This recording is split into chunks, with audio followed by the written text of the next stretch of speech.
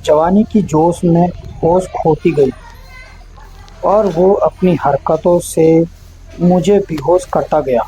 मैं ना तो अपने आप को रोक पा रही थी और ना ही अपने जेठ को मना कर पा रही थी। दोस्तों, मेरा पति बड़ा ही नादान था। अब वो कहूँ आएंगे तो तभी जाएंगे। उसके अंदर बच्चों वाला दिमाग था।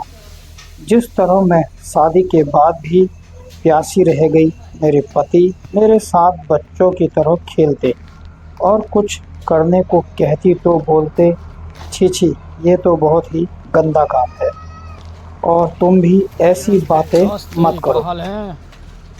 गुड गर्ल बनो, ऐसी बातें मत करो। मेरे पति के साथ होते इसमें मन मसोड़ के रह जाती। घर में मेरे पति, मेरी सास और मेरे जेठ ही रहते थे। जेठ जी की जेठानी से लड़ाई हो रखी थी, इसलिए जेठानी कई महीनों से अपने मायके रह रही थी। मैं अपने जेठ जी को दिखाती, वो हमेशा मुझे चोरी चोरी नज़रों से मुझे घूरते रहते थे। मम्मी जी ज़्यादातर नीचे हॉल में ही रहती थी, नीचे वाले कमरे में रहती थी। हमारा रूम फर्स्ट फ्लोर में था। मैं रूम के बगल में ही जेठ जी का कमरा था और जब भी मैं उनके रूम से सफाई करने जाती तो वह मेरे अंगों को निहारते रहते थे और मुझे घूरते रहते थे। जब मैं उनकी तरफ देखती तो वो नज़रें फेर लेते थे। सुबह 10 बजे का वक्त था, ऑफिस चले जाते थे, लेकिन मेरे आने के बाद उनके ऑफिस जाने का कोई टाइम टेबल फिक्स नहीं था। उनका जब मन होता वह चले जाते थे और जब मन करता घर पर आ जाते थे। मेरे पति को भी अपने साथ ही ले जाते थे। घर में अकेली टीवी देखकर अपना टाइम पास करती थी। कुछ दिन बाद मैंने देखा कि मेरे पति सुरेंद्र ऑफिस को ही छोड़कर जल्दी घर आ गए। कोई ना कोई बहाना बना लेते थे। सर को कहते थे, बस मैं अभी आ रहा हूँ, मुझे थकान हो रही है, इसलिए आना पड़ा।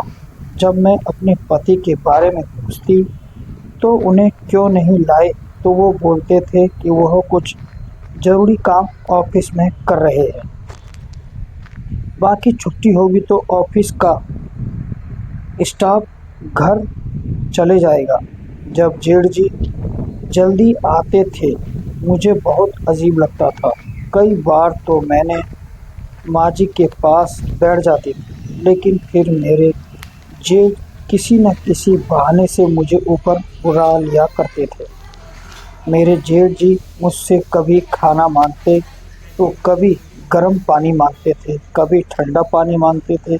कुछ न कुछ बहाने से मुझे अपने पास बुला लेते थे।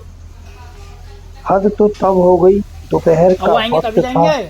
घर खाना खाने। जब वह आए तो नीचे दरवाज़ा खोलने गई और वहीं माँ जी के पास बैठ गई। वो ऊपर सीढ़ियों पे जाते हुए मेरा नाम लेते हुए, सुनैना, जरा ऊपर आ जाओ। नमस्ते, क्या हाल है? और मैं ऊपर चले जाती थी।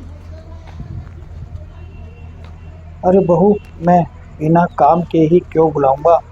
अपनी लुगाई को भी बिना नाम के बुलाने की हिम्मत नहीं कर पाते। इस बात पर मुझे थोड़ा शर्म भी आ गई, गुस्सा भी आ रहा था। बोली, सुन रहे हो ना, आ जाओ। कैसी बातें बोल रहे हो जेठ जी?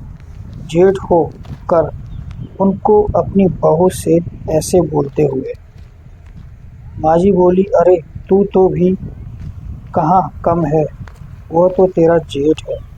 बड़े भाई समान उसकी बातें नहीं मानेगी तो गुस्सा आ जाएगा। तुम्हारे पति से एक काम ठीक से नहीं होता है, उससे आज उसकी वजह से 50,000 का नुकसान हो गया हमें। उसने सोचा था कि शादी कर देंगे तो दिमाग खुल जाएगा, लेकिन शादी के बाद भी वही हाल है। तुम उसे कुछ समझाती क्यों नहीं? मैं बोली, तो क्या समझाऊं? ऑफिस में बातें तो आप लोग ही जानते हैं, आप ही उन्हें समझाएंगे। ना फिर वो बोले, अच्छा एक बात बताओ, तुम्हारे पास तो होशियारी दिखती है, ना रात को वह बच्चों वाली हरकतें करता है। मैं बोली, जी छी जेठ जी, ये सब आप क्यों पूछ रहे हो मुझसे? आपको शर्म नहीं आ रही है क्या वो बोल रहे हैं? बहू, मेरा तो मतलब नहीं था कि मैं इस तरह की बात आपसे करूं। उसका दिमाग शादी के बाद भी पहले जैसा ही है या फिर कुछ बदलाव भी हुआ है? मैं बोली, शादी से पहले तो पता नहीं, लेकिन शादी के बाद तो एक बच्चे के जैसे ही हैं। मैं कुछ समझाती भी हूँ तो मेरी बात नहीं समझते, बस पूरी रात बच्चों की तरह हरकत करते रहते हैं। जेठ जी बोले, बहू मेरा एक काम कर दोगी? मैं बोली, क्या? बोलो। ऑफिस में टेंशन से मेरा सर दर्द हो रहा है, तुम जरा मेरे सर की मालिश कर दोगी? तो बोली, आप भी कैसी बातें बोल रहे हो? आप मेरे जेठ जी हैं, आपको कैसे छू सकती हूँ? ये कहकर मैं नीचे माँ जी के पास चली गई और बोली, देखिए माँ जी, जेठ जी मुझे ये क्या बोल रहे हैं? मुझसे कहते हैं कि मेरे तेल लगाकर सर की मालिश कर दो। ये कैसे कर सकती हूँ? आप तो जानती हो ना, गांव में जेठ को छूना पाप माना जाता है। माँ जी बोली, अब वो अरे आएंगे तभी बेटा, जाएंगे। वो गांव की बातें हैं, गांव में ऐसा मानते हैं, लेकिन यहाँ शहर है, ये सब कोई नहीं मानता। वैसे भी वो तेरा अपना सगा जेठ है, कोई पराया या दूसरे घर का तो नहीं है ना, और तो कुछ भी कर सकती है। हमारे लिए इतना करता है तो वैसे भी सर की मालिश ही नमस्ते, तो क्या हाल करनी है, है? कोई बदन की मालिश थोड़ी ना करनी है। तुम तो सर की मालिश कर दो।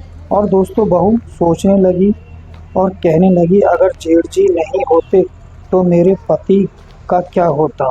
उसकी वजह से ही मैं ऑफिस का सारा काम चल रहा है। उनके सर की मालिश कर देती हूँ। आपको कोई काम पड़े तो मुझे आवाज़ दे देना।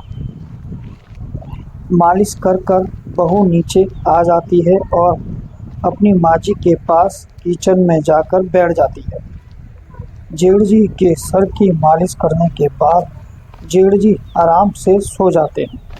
दोस्तों, इसका 2 पार्ट देखने के लिए हमारे चैनल को अभी सब्सक्राइब करें, लाइक करें, शेयर करें और अपनी राय कमेंट बॉक्स में ज़रूर दें।